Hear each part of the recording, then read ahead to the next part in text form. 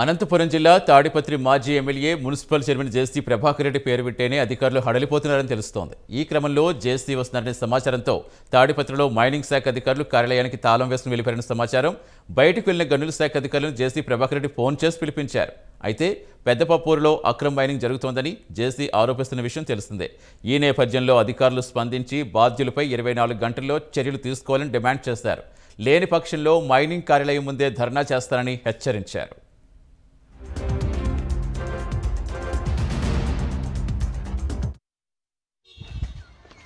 Small submission please. ఇది లేదు అందరికి తెలుసు, మీకు తెలుసు. Why you're all not uttering a word?